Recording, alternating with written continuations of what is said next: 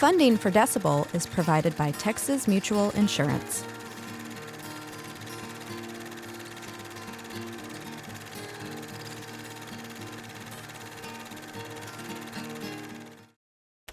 All of this laid the groundwork for the culture in this city now.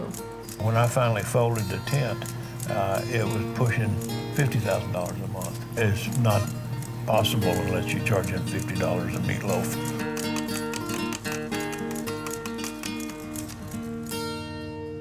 Good evening, I'm Judy Maggio, bringing you tonight's Decibel with the beautiful Austin skyline as our backdrop.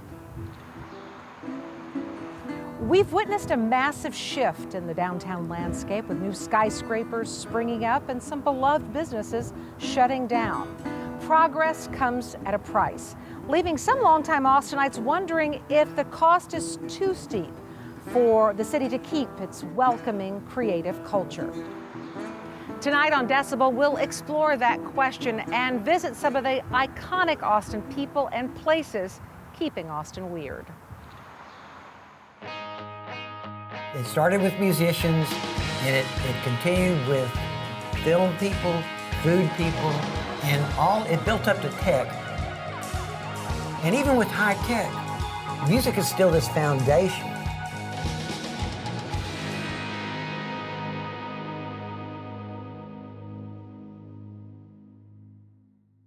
Austin always kind of had that spirit of it was a special place. It was a green place. It was a pretty place. It was a place that invited creativity and invited openness to the way people could think about things. In this city, taking risks is rewarded, right? And failing is not punished the way that it's punished in other cities. And I think that helps make this a creative place. So when people keeping it weird. Keep Austin weird, to me, is exactly that. Austin's weird, welcoming ways are a double-edged sword. Rapid growth is magnifying affordability, traffic, and gentrification challenges. Joe Nick Petoskey is a longtime journalist who chronicled our creative history in his book, Austin to ATX. He says, we're still cool, but it comes with added cost. You know, you can call it cosmic. I tend to err on the side of Doug Somm, who always would talk about the groove. And now you have to pay a groove tax to be here. If you're an artist, you have to have money or an entrepreneurial spirit, something to so you can afford your habit. You can't slack like you could in the 70s and 80s. Slackers aren't the only ones priced out of Austin. It's not uncommon to see iconic local businesses shutting their doors. When I finally folded the tent, it was pushing $50,000 a month. It's not possible unless you charge them $50 a meatloaf. Despite the big city problems, Austin's creative culture is so deeply baked into its DNA, the community continues to thrive. But longtime Austinites will tell you one key to that culture's survival is remembering the places and people that put us on the map.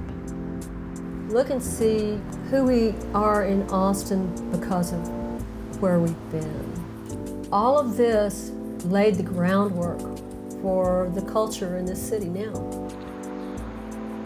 You could say the South Austin Museum of Popular Culture is the unofficial keeper of all things weird in our wonderful city. Co-founder Emma Little gave us a tour of this unique place, preserving part of Austin's not so distant past.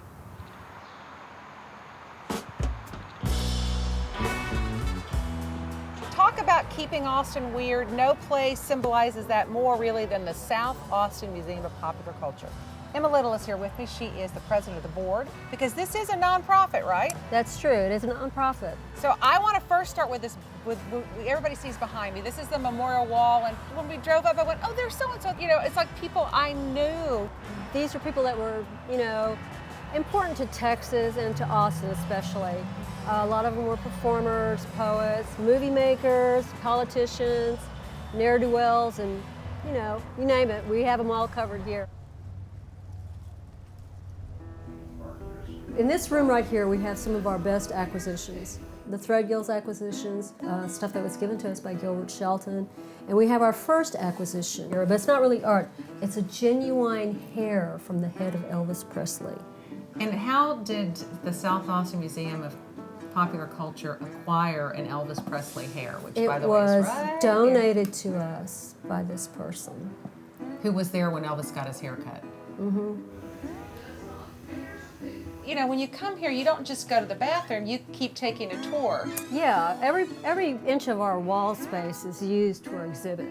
So tell me what people will see when they're in the bathroom. Well, first off, this wall came out of Raoul's, complete yeah. with the graffiti. And this is Marcia Ball when she was just kind of starting out. There's also Danny Roy Young. Is that who this is? It was the former mayor of South Austin.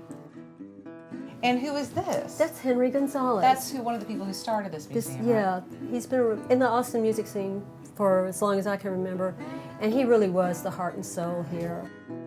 How did all this get started? Our founders got together and we, realized that this stuff was worth preserving. There were going to be people who want to know, how did we become the live music capital of the world?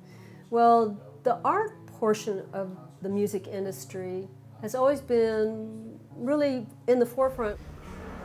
Think about the Vulcan Gas Company. You can remember some of the posters that were done back then. And then when the Armadillo came along, they had their own art squad. There was this just amazing catch of artwork, and it was definitely worth preserving. What do you want them to come away with? I want them to come away with a better understanding of who we are in Austin because of where we've been. Look and see our not too recent past and how all of this laid the groundwork for the culture in this city now.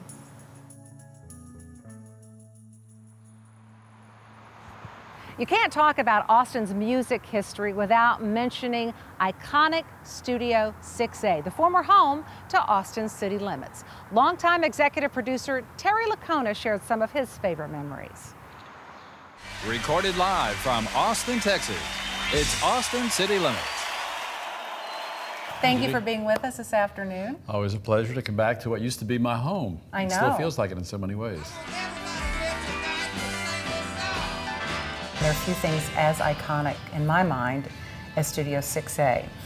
This is the home of Austin City Limits, the original Austin City Limits, right? It certainly is, and it's even been declared a historic rock and roll landmark by the Rock and Roll Hall of Fame. And it still is a place where so much history has happened over the years. So much incredible music has happened on that very stage. Those of us that were lucky enough to be in Austin a long time and come to shows here, I have so many wonderful memories. But let's go inside and show everybody, because few people get a peek behind the scenes of this iconic studio. This is true, since we no longer do the shows here. That's right. Whiskey River, take my mind. Don't let a memory talk to me.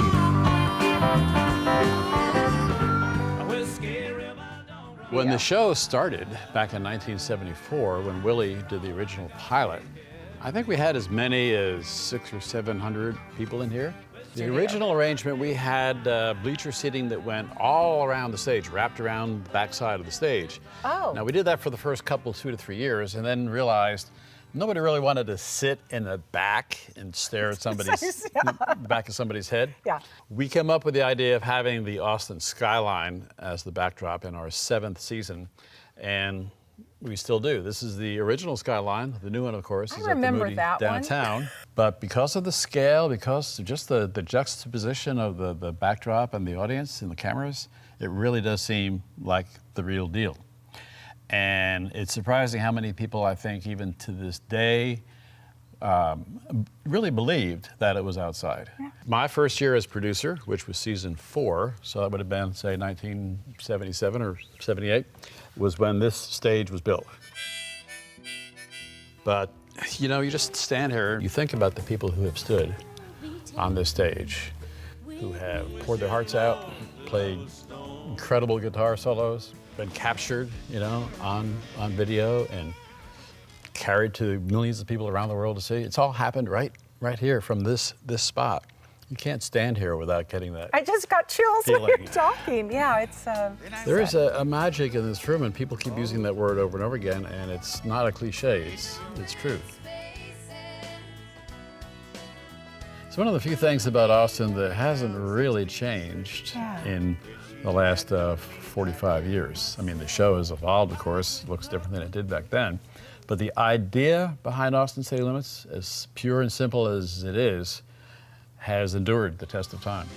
As much as Austin has grown and changed, and with so many more people here, I think that's part of the reason people continue to move here is because of things like Austin City Limits.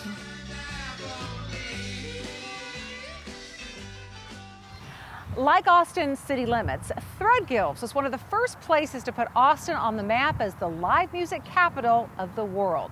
While rising rents forced the world headquarters to close, owner Eddie Wilson is still serving up music and meatloaf at the original Threadgills. So we are at the original Threadgills, yes, the oldest one, and this place has so much history when it comes to the Austin music scene. So this was a gas station where people would come and sing? I don't get it. It was a gas station with beer license number 01 in December of 33 after Prohibition was 1933. lifted. So you bought this burnt out gas station? Yeah, this little strip of land here. Has come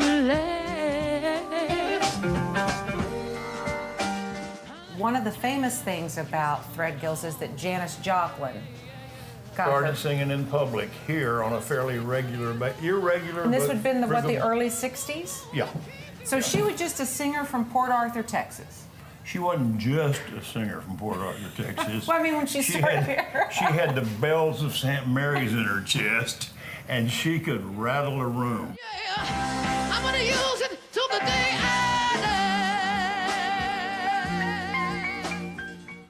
I do want to show this original part because this is kind of where it all started, right?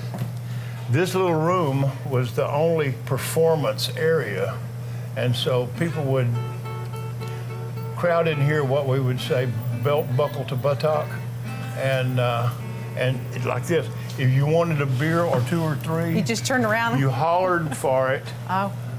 Somebody would pass it over, and you would give somebody money, and they would pass it overhead back here, and I never heard an argument about anybody getting shorted.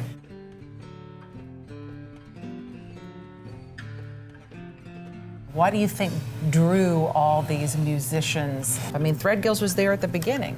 Time, coincidence, a lot of happenstance, and so we did a lot of things that we might not have tried to do if we were in Dallas or Houston. Dallas and Houston poured people into our scene here. They heard that we were getting away with murder, and they wanted to come have a piece of that.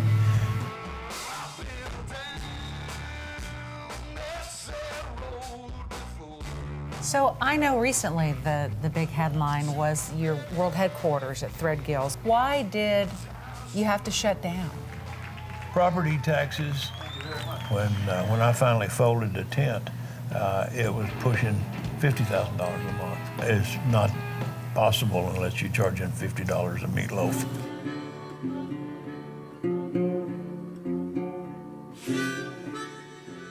So you've really witnessed the music history in this city. I've had my fair share of those, golden moments. Let's head to East Austin now, and Ciscos restaurant. For 70 years, it's been a place that people go for great grub, but stay to talk politics. Here with Matt Cisneros, who is the grandson of the infamous Rudy Cisneros, who ran and owned Ciscos for decades, right? Since 1950. So is this the kitchen where everything is made? Yep. So biscuits are made in the back kitchen, but if you're ordering migas, anything eggs related or fajitas, etc., that's all made here in this kitchen. Yes. That's why it smells so good. Yep. Okay.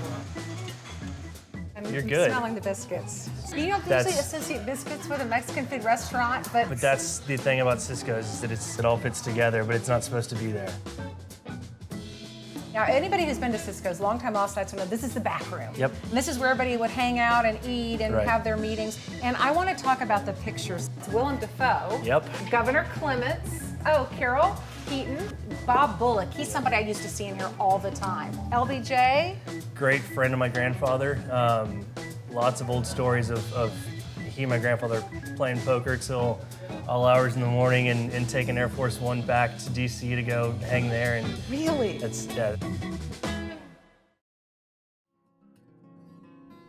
There are probably whole campaigns hatched here at one of these tables. Absolutely. I hear people come in and say, if I wanted something signed from the Capitol, pre-cell phones, you would just go to Cisco's and know that somebody's going to be there to sign it. Your grandfather must have known everyone. Absolutely. You know, it didn't matter if you were West Austin, East Austin, North or South. He was a friend of yours. You know, that's one of the things that I love about the fact that Ciscos is still here, because so much of East Austin, the entire face of East Austin, has changed, and so many of the mainstays have been pushed out. Yep. How do you think Ciscos has been able to remain? A legacy that I did not build. Something I'm fortunate to be able to build off of, so we can come in and update, renovate, do the things that need to be done, but also, you know, restore and keep everything that made this place what it is and what it has been. Any step we take towards should we do this or not, it literally goes back to what would Rudy have done. Not far from Ciscos, another fixture in East Austin. Sam's has been a favorite with barbecue lovers for more than 60 years. While developers have offered owner Brian Mays millions, he keeps turning them down. Everything been changed. Everything been changed. Now we don't have no black pharmacy no more. We ain't got no black store no more. And all that's gone. All the black clubs gone. But I ain't going nowhere.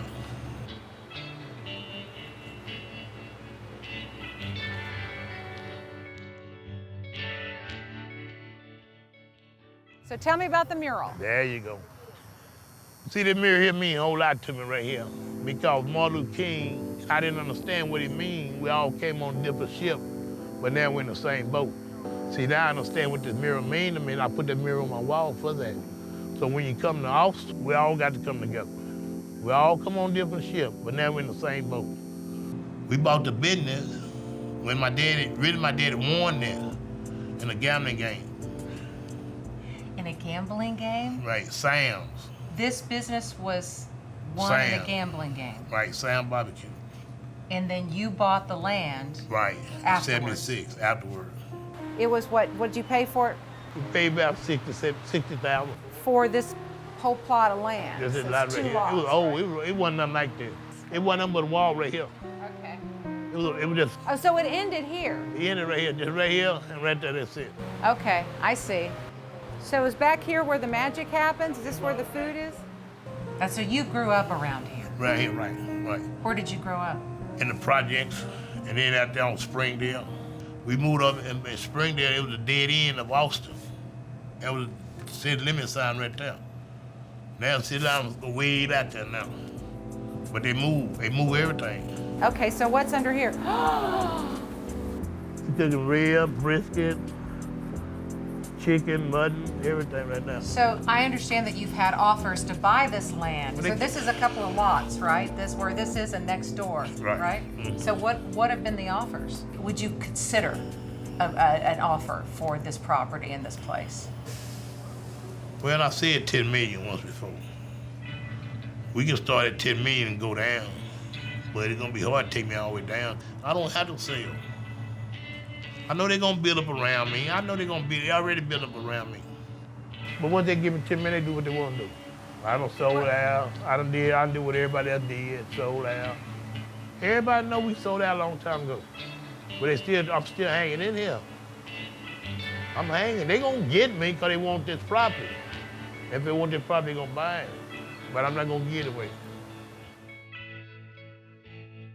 Anything else you want to share about Sam's Barbecue? Well, we love everybody. You don't need no tea when you come here. If you got dinner, take them out and come on down. You don't need any tea? To eat my beef at Sam's Barbecue. You don't need tea? You don't need nothing. I ain't got nothing. Where the camera? Yeah, it's all that.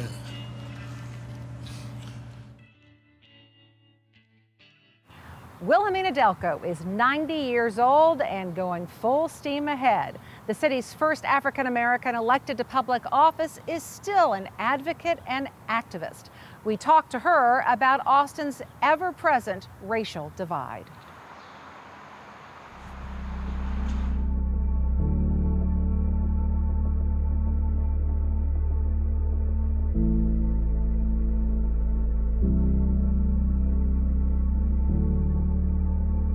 What do you think about Austin being the only major city in the country losing its African-American population? It's easy to understand because what is happening now is that whites have discovered East Austin and they're offering outrageous prices for our homes because they've discovered they're well built, they're in nice, quiet neighborhoods.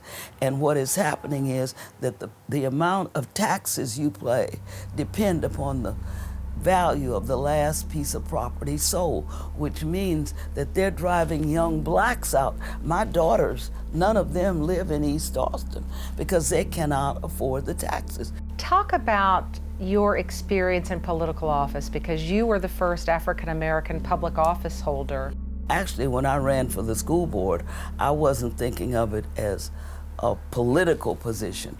I was thinking that over here in East Austin, we had issues that apparently the other members of the board weren't aware of or comfortable dealing with. So we needed somebody on the board, and I decided to run. What do you think about Austin's future? What would you predict about our future as a community when it comes to racial equality?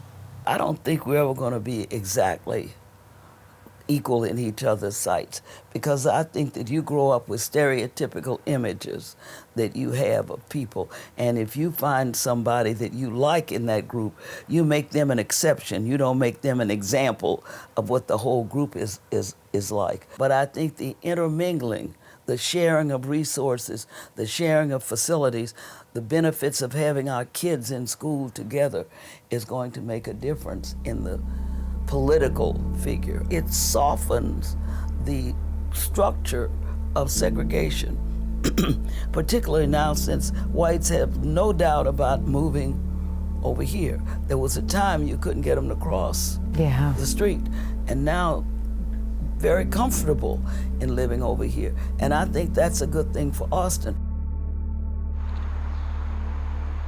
Delco credits her daily swims as one secret to her longevity. She may not be swimming in Barton Springs, but it is still this city's favorite place to cool off on a hot summer day. We found out Austin's crown jewel also has a very rich history. We are talking about Austin's precious water resources, and you can't have a conversation about Austin water without talking about the crown jewel, Barton Springs. So I have asked Emma Lindrose Siegel, who is with the Barton Springs Conservancy, to give us a little history and background about the pool. Good morning. Good morning. And we picked a perfect day to do this, didn't we? Oh, we did. It's gorgeous. I didn't realize the rich history this thing has. I mean, could you talk just a little bit about the history of Barton Springs for us? Oh, yeah. I like to think that people have been swimming and enjoying the springs in Central Texas forever. I mean, how else would we survive Austin summers? Andrew Zilker was the last private owner, and he deeded the pool to the city. And then they slowly were making improvements ever since then, which ultimately was the bathhouse that was built in 1947. It's a historically designated building, and it's a national landmark. The proposed rehabilitation is going to restore parts of it and then rehabilitate additional spaces. There's a lot of demands on a building that was intentionally just to be intended as a dressing room. On Thursday, Friends of Barton Springs Pool and staff members clean the pool. Is that every Thursday? That's right, yeah. Every Thursday the pool is closed between 9 a.m. and 7 p.m. for cleaning. Right now you can see they're scrubbing the limestone, and they clean the handles on the stairs when people come in. And I guess people don't realize how hard it is to maintain a natural spring like this, because think of the wear and tear that it goes through. Oh, certainly. And we've had it, you can see that the spring's dammed up on either side. This is actually 900 feet across, and it's 3 surface acres of pool. Naturally, springs don't want to be restricted like that, and so of course you get a lot of algae buildup, and you get aquatic plants. Austin is a really special place because in part of Barton Springs, and it's a delicate ecosystem that needs to be protected, and we believe that the best way to honor and preserve that is through education, water conservation, and honoring this natural resource in this special place. We hope you enjoyed tonight's episode of Decibel. As always, we welcome your comments and ideas, and we invite you to follow us on social media. Thanks so much for sharing a little bit of your evening with us.